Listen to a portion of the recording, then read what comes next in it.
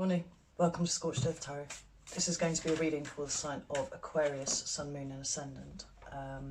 If the video doesn't resonate, check out the videos for your Moon and Ascendant signs, as you may resonate with those better. If you don't know what your Moon and Ascendant signs are, have a look in the description box below. There's a link down there that will help you. If you're a returning subscriber, thank you so much. I really appreciate the support. I can't tell you how humbled and grateful I am for the support that you've shown. And if you're new to the channel, welcome. I hope you find something here for you. And consider subscribing, because that would be awesome. So, thank you to everyone who has messaged and commented, and for those people who've, gosh, donated to the channel. That has been absolutely overwhelming. And booked personal readings. I'm sorry that these are late. I've been terribly ill over the last 10 days, and 4 of my 5 children have also taken turns to be incredibly ill. So the last 10 days have gone in a bit of a blur, and it's messed with my upload schedule somewhat, so apologies for that. I am feeling a little better than I was before, so it's all good. The mid-month should come out on time. So, Aquarius, let's have a look at what's coming up for you in the month of December. 8 of Wands, I'm going to take that. It's fire energy. Talks about a message, potentially. News of some sort, information anyway. We've got the 3 of Wands, more fire energy. Like it. And one more for Aquarius, please, for the month of December. That's the one. 10 of Pentacles. Goodness, Aquarius. On the bottom of the deck, we've got the Universe card, which is the World in standard decks. That I am very pleased to see as well. We're just going to get some clarifiers, and we'll put some meat on the bones of this reading. I'm going to use the Shadowscapes deck because it's awesome, and I haven't used it nearly enough since I bought it a few months ago. I'm quite liking the amount of fire energy on the board here, because I don't know if you're aware, but Leo is your opposite sign in the zodiac, so you find that what happens to one happens to the other generally in some sort of oddly echoic way. But it's a really useful energy for you to be able to channel. And equally, Leo and Aquarius. You know, Leo can use Aquarius energy. So, why is the 8 of Wands here for Aquarius, please? Month of December. Why is the 8 of Wands here? We've got the World card again. Nice. Why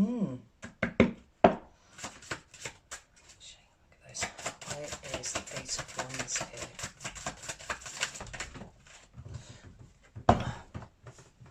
Ouch. Wow.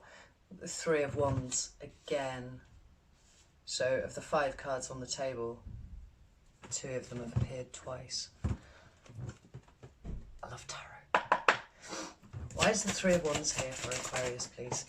That's the one. We've got the King of Cups. That's water energy, Cancer, Pisces, Scorpio. Why is the 3 of Wands here for Aquarius, please? Well, that was a full card vomit. We've got the 7 of Pentacles, the Devil and the Hanged Man. I'm going to put them back in the deck though and shuffle them back in, because I only really wanted 1. 2 I'll take at a pinch, but 3 is just taking the piss. Right. Why is the 3 of Wands here, please? It's done it again. Ooh, and I've just got a total shiver. We've got the Fool and the King of Wands. Ooh, that's 2 kings. I like this. I really like this.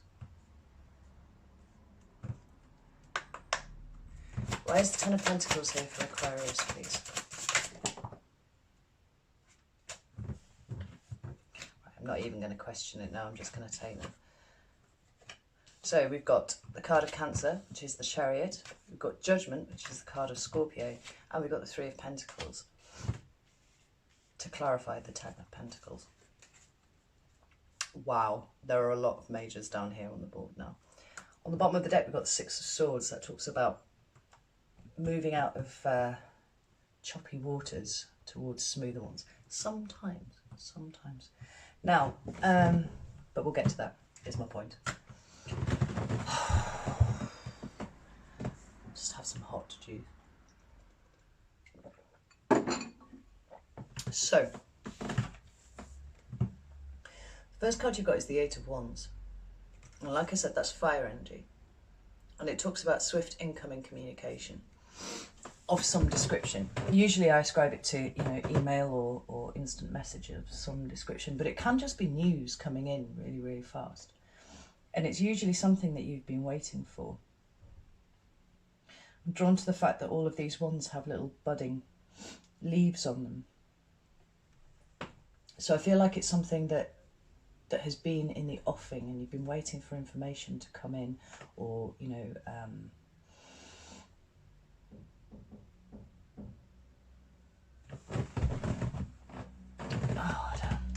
sorry about that, Aquarius. I had to go and open the door to a courier. So, actually I had to chase him down the street because he disappeared. Like, it was very traumatic, but I'm back, it's fine.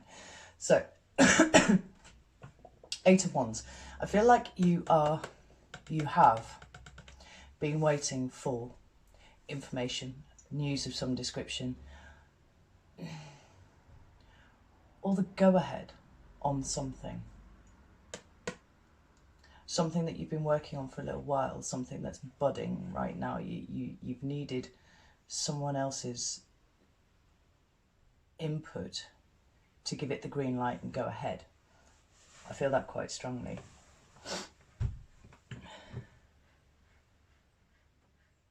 If anything, it seems like you've been sat in a holding pattern for a little while, actually, because I'm drawn to the amber colours on here. It's just like ready to go, but not quite there yet. But that's what you've been waiting for. And I think that you've got it, because the next card that you've got is the World. Now, as well as usually depicting the four fixed signs of which you are one, so we've got Aquarius, Leo, Taurus and Scorpio. I mean, look at the green on that card. That's not very standard for a world card. It's the green light. As well as depicting those signs, it talks about wrapping something up, the end of a cycle. But as I always say, inherent within an ending is a beginning, because the next step from here is the Fool. The Fool is on the table. You know, you take, the Fool is the beginning. It's numbered 0. And the Fool's journey wends its way through all of the major arcana until it gets to the World. And the World is the culmination of the lesson. It's the culmination of the cycle. And from there, you move on to the Fool to start the next new thing. But taking with you and incorporating all of the previous lessons that you've learned in that cycle that you just closed out. You know, you're constantly leveling up and evolving. And I don't think you're sitting on your laurels, because as you've waited for the go-ahead for this, which I feel sits on this, is this moon in the background here. Already, you've got another little moon in your hand. You're cradling it. You know, this is something new that you're moving forwards with. And it's so very, very green.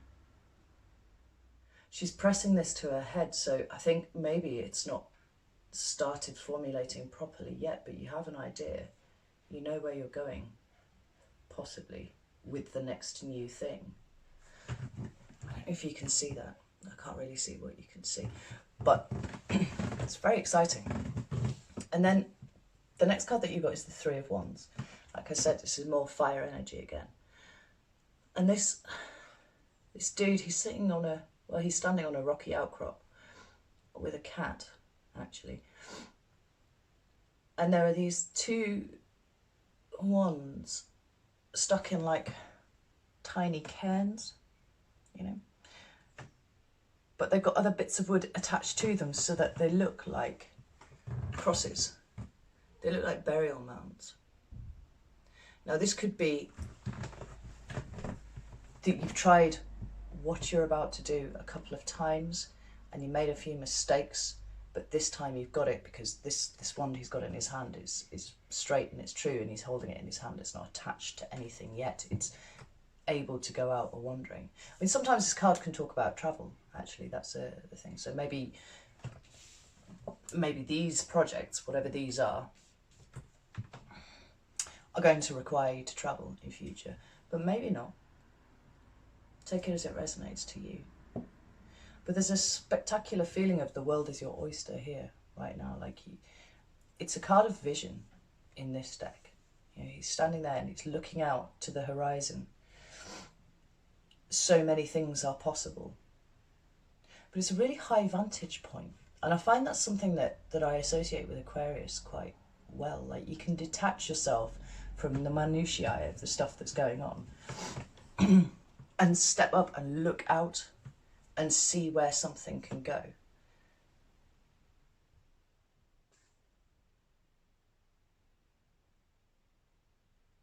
Which is not to say that you're not a details person, because I think you probably are, but that ability to detach and go and look is quite spectacular.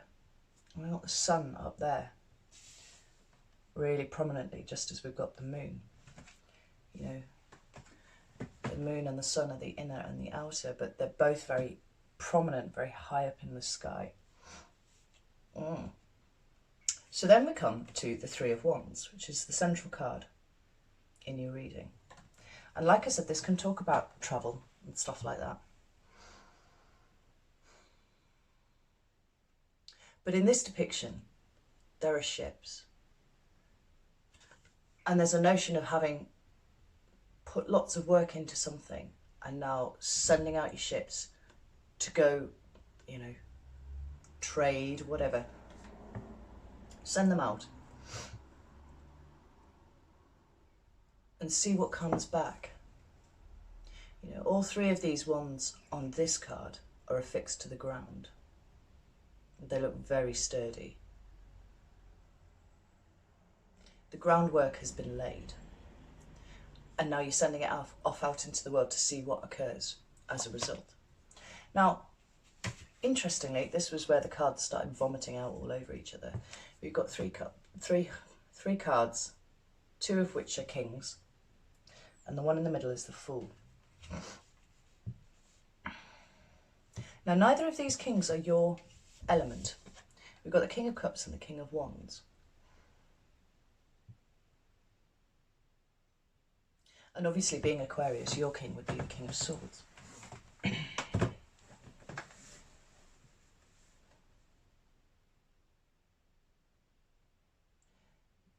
But the two words that I keep hearing are maturity and drive.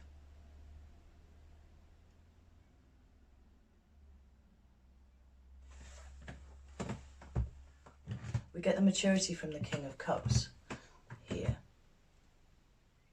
I think.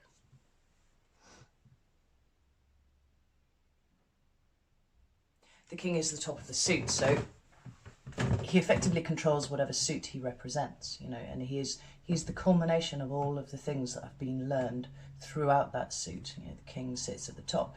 So this could be a Cancer, Pisces, Scorpio who is helping you out in some way.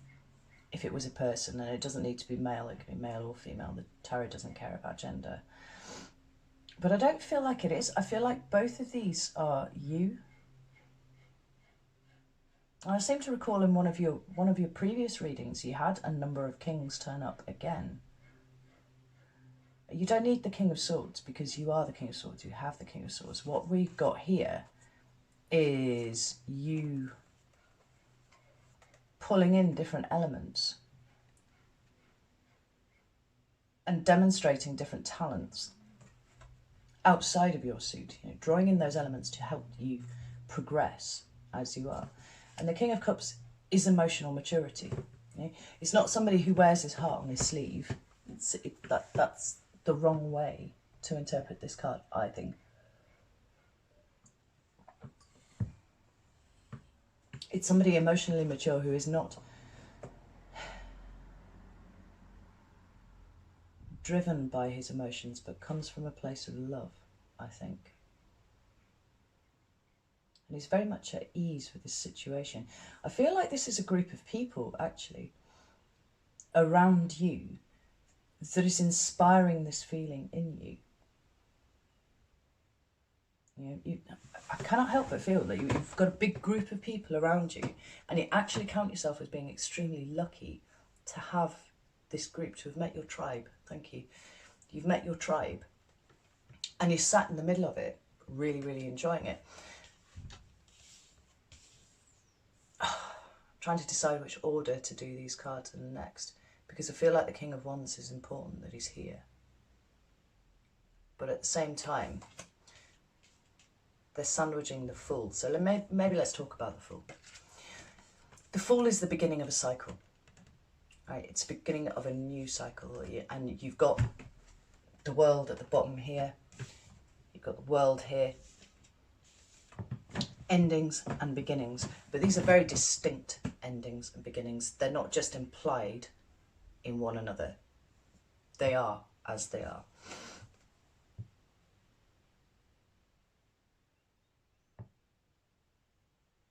And there's an element of trust here, always with the Fool, because the Fool talks about treading a new path. It's not somewhere that you've been before.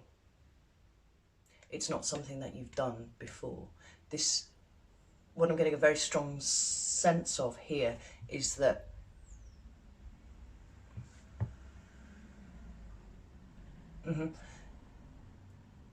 in years to come, there will be a tipping point for you, and that was your life before this point and your life after this point. A lot of signs have been getting that, actually.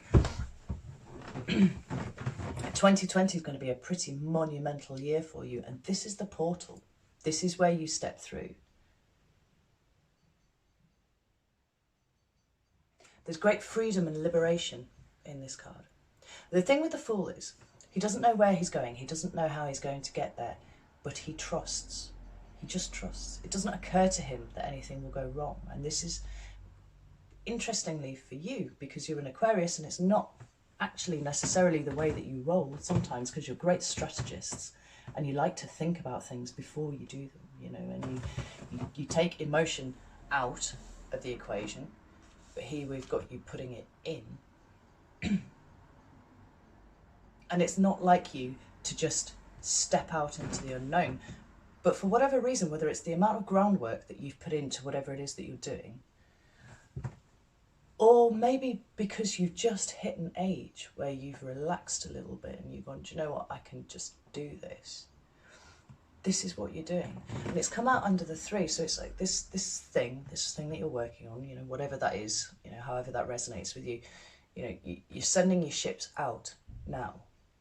And you trust that not only will they not hit a storm and sink, but they're going to come back, and they're going to come back with positive news, positive development, because the 3s are about expansion as well. We're taking internal stuff and we're expanding out into the 3D, and that card's come out twice, so this is an important notion. But new start. And then we've got the King of Wands. Now this is Aries, Leo, Sagittarius energy, Leo specifically, actually. But he again is the culmination of his suit, and he is spontaneous. He is confident, bold, dynamic, all of these things that you can attribute to the fire suit, passionate actually as well. And I heard someone once refer to the King of Wands as the shaman of the deck, and I absolutely love that, because it's right. The other kings in the standard depictions are kind of sat on thrones and they're looking at you and they're, I'm a king, all that sort of thing. The King of Wands is sat on his throne, but his gaze is off elsewhere. And I've always said that I thought out of all of the court cards, the King and Queen of Wands are the ones that tend to go off and do things by themselves and then come back, and they'd go absolutely scatty if they didn't, I think. Which is not to say that they're not as close as any of the other cool cards, because they are. But there's a fiercely independent streak here. You know, maybe this is a new business that you've set up. That's possible. Because the King of Wands is an entrepreneur. You know, because he's an explorer, because he goes off and finds new things. So he's always looking for the next adventure. And here we've got you looking out there, you know. Expansion. Expansion. I love it. I absolutely love it. And these are all presenting in the upright as well. There's none of the shadow aspects of the kings implied here.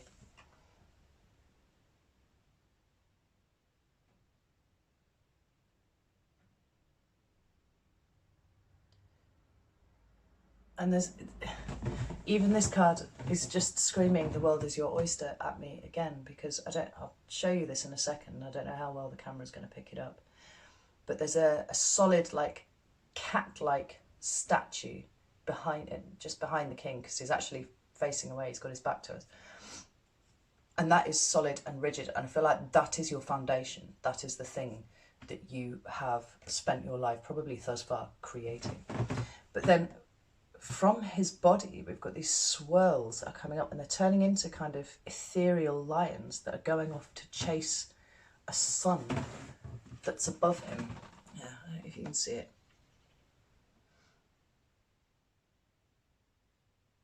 There's no indication of stasis here. This is all about movement, and it's going off to chase that sun.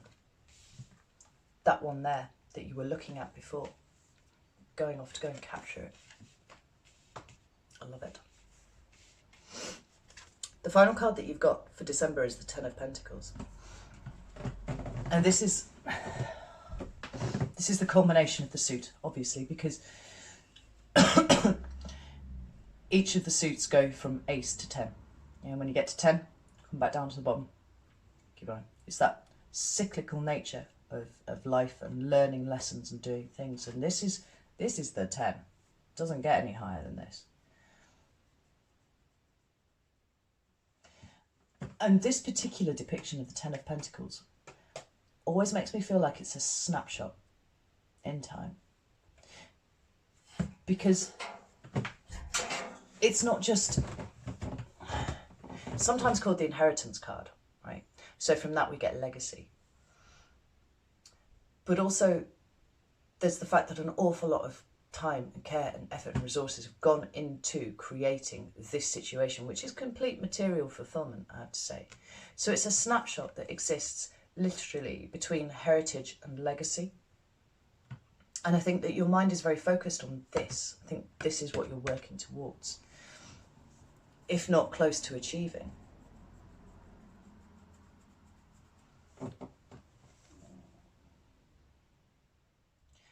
You know, the Pentacles suit talks about resources, whether that be time, money, effort, you know, whatever it is. It's putting resources into the ace and caring for it and nurturing it until we get to the point where it reaches its culmination. But this again is cyclical because it's not static. Although this is a snapshot right here, this is growing and improving, and you know, there's great life improvement here implied. And then we've got these three cards here, which all came out together, vomited out together, which is the Chariot, card of Cancer, Judgment, the card of Scorpio, and the Three of Pentacles. So that's two water element cards, and Earth. We'll go through them in turn, but we'll read them all together because that's how they came out and that's how they need to be read. So the Chariot is actually one of my favourite cards because it talks about self-determination, right? Self-discipline, self-control, everything to do with the self is spoken about in this card.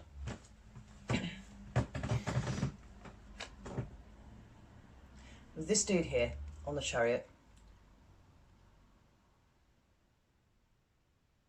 as well as looking pretty epic as she does. She's got 2 unicorns pulling the chariot, and in other decks it's sphinxes or it's horses, you know, whatever it is. But the fact is, these 2 beasts want to go off in opposite directions, right? It talks about duality, it talks about balance, it talks about taking those internal things, you know, if you've got, you know, your internal demons and stuff like that. It's balancing everything out internally in order that you may go forwards victoriously.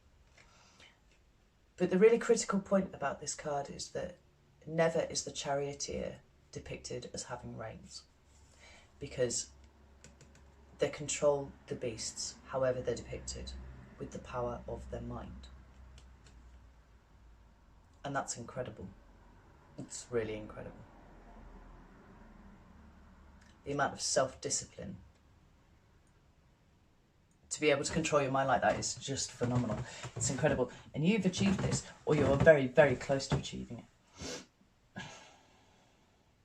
Because if this charioteer took their eye off the ball for just a second, their eye off the beast, you know, or got distracted by anything, these beasts would veer off in opposite directions and the chariot would, you know, would overturn and everything would be awful. But they're not. They're going forwards. And that's you. Forwards, forwards, forwards, forwards. There's so much drive here in this card.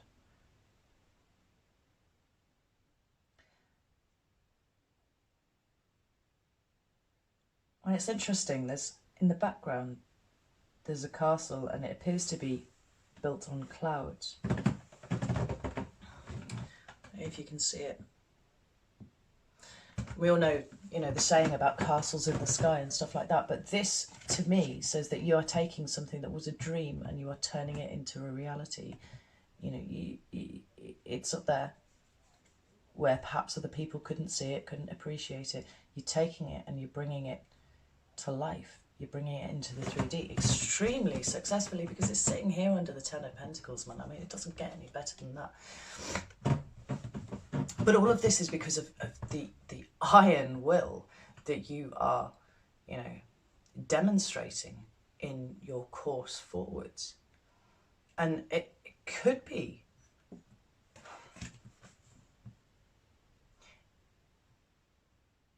considered a little bit brutal and a little bit single focused, except for the fact that we've got these 2 kings here.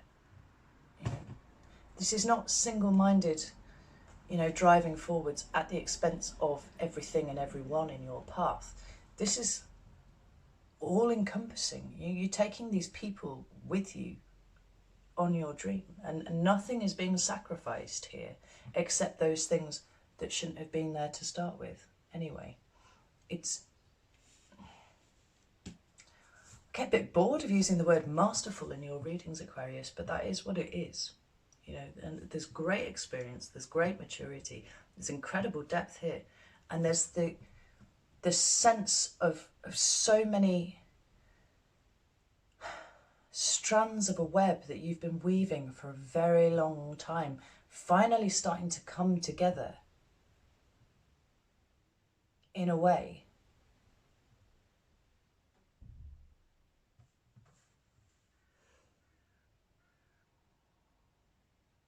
it's almost slightly baffling to the people around you, because they didn't see you doing it, you know, and they perhaps have underestimated the amount of mental effort that's gone into what it is that you're bringing forth.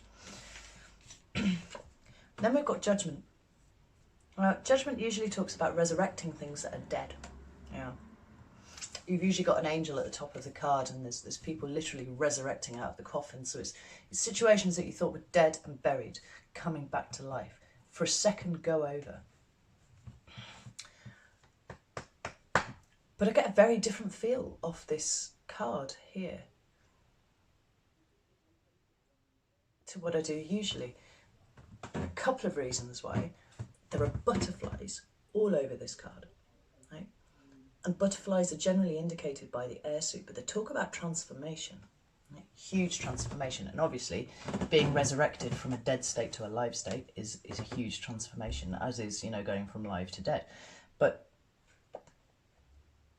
you don't usually see butterflies here. So I feel like that's your energy there. We've got this on the card. It's being demonstrated. There's a huge transformation coming up. Yeah, huge.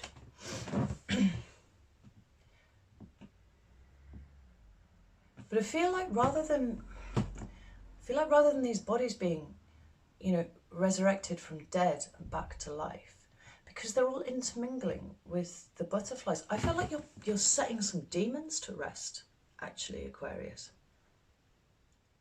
I think you're freeing these souls to go off and be butterflies. You know, however that resonates with you. You know, I was talking about inner demons only a few minutes ago. There's maybe stuff that you've been carrying around with you that you are now finally able to set down and go, that doesn't apply to me anymore. I am not that person anymore. I have made mistakes, yes. But I won't be judged on them anymore because I'm not that person. And then we've got the Three of Pentacles. Now, the Three of Pentacles talks about working together with other people to create something really firm and solid. And it's totally obvious that it would turn up here in this reading with the other cards that we've got. You know, we've got 3 threes now actually on the table. And threes, which I believe 333 is as an angel number, talks about you being very protected and being on the right path. Your angels are around you. And it's literally only this morning I looked that up because I had a 333 moment. You're on the right path, you're being divinely guided, and you are so protected right now. You cannot put a foot wrong. You absolutely, you just can't. And these other people that are now involved are going to help you build something truly incredible in front of you. And it ties in beautifully with the Six of Swords. Like here, usually there's a despondent looking woman and child in a boat, and they're sailing off into from the choppy waters into the calmer ones. But this is a very different depiction. These swords are in the ground and there are crows on top of them, which, you know, are associated with death and stuff like that, the death of things. And the person is on the back of a swan and sailing off on its back. And these two cards are talking about the same thing. Right? It's putting things to rest. It's letting things die off now that don't serve you anymore. Things that aren't relevant to you anymore, that you've been carrying around in your head for a very long time. It's time to let them go. They don't define you anymore. But I want to get another card for this Three of Pentacles because I'm interested.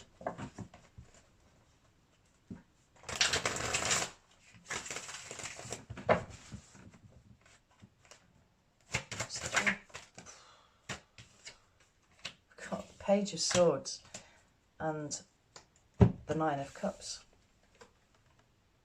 So this might be an air sign, younger than you, you know, Aquarius, Gemini, Libra, or it might be you. This might be an echo of literally what I was just talking about. Those things that you've carried into adulthood from your youth. That were painful, because for me the sword suit can often, is largely characterized by pain of some description. And the page particularly of all the court cards is the one that really speaks to me about painful information. You're letting that go and you are chasing your dreams. More than that, you're bringing your dreams to life. Oh, because you're closing out a cycle. An old part of your life is now dead and buried. It's barely recognizable to where you are now.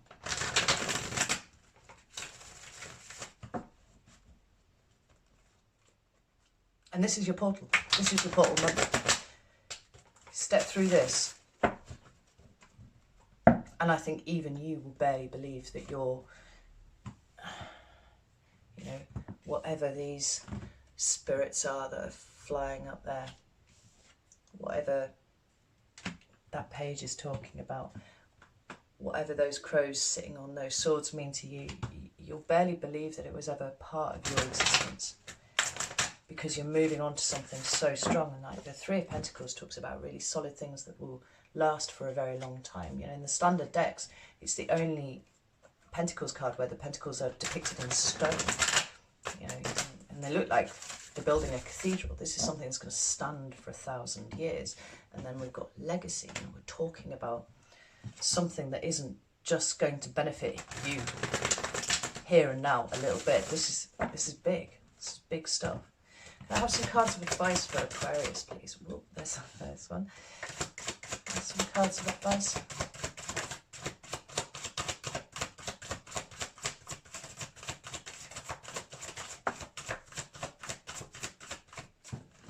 That one. I don't take cards when they drop. The two cards that we've got, the Sun and the Four of Pentacles. Now, the Sun is the card of Leo, but for me it talks about, it can talk about children, but for me as a reader, because it's major arcana, it talks about more than children. It talks about bigger energetic implications. So for me, it talks about the inner child. It's talking about innocence. It's talking about, you know, like purging yourself of the dark things. Because when you meet an adult and they resonate on this kind of level, this is somebody who's been through shit. Because your standard adult who's had a fairly normal life, fairly comfortable life, right, doesn't work through their issues enough to reconnect with their inner child. Like for some reason we're told that we have to, you know, we have to be adult and we have to be grown up and all that sort of thing. And I'm not talking about infantilization here. I'm talking about somebody who carries themselves easily with the innocence of a child, who approaches everything with an open mind. You know, is accepting and all of those things. And those people, when you find them in adulthood, that it's only ever those people who've had a hard time. And like, you're on the right path, carry it on. And we've got the Four of Pentacles, releasing stuff. You know, this is continue the release of what you're doing, because it's really, really good for you. Bottom of the deck, Nine of Swords. You know, whatever's been in your past, it's been really hard, but now it's got you to where you are, and for that reason alone, like I don't want to say it's worth it, but you've evolved and matured in a way that you could never have done if you'd had an easy life with no challenges, and you're about to step through a portal to the second part of your life that is going to be unrecognisable to what happened before. The final card that you've got is the Four of Swords in reverse. I think the Four of Swords is taking a break. You know, it's like a mini death, that one. Because it comes after the Three of Swords, it's usually that period of recovery that we take, you know, after a broken heart and whatever. But it's in the reverse. Don't stop. You know, do not stop, because you are charging forwards at a rate of knots, and I don't think you need to stop. That's the most important thing. You don't need to take a break. What you're doing, what your life is now, is driving you forwards so strongly. There's a real karmic thing here. You know, it feels like you've purged any kind of karma that you've been carrying around with you, or at least are very nearly there. Very nearly there. And your life is going to be so much different, starting in 2020, without a doubt. Oh, I'm so excited for you, Aquarius. It's incredible. So if this message has resonated with you at all and you're still with me, I'd love it if you like the video, just to let me know that it's, you know, or leave a comment or message me or whatever. That's cool. Yeah. I'm going to be back in just over a week, maybe just under a week, with the mid-months. So I will catch you then. I would say best of luck, but dude, you got this in hand. It's all fine, actually. So All right, take care, Aquarius. See you soon.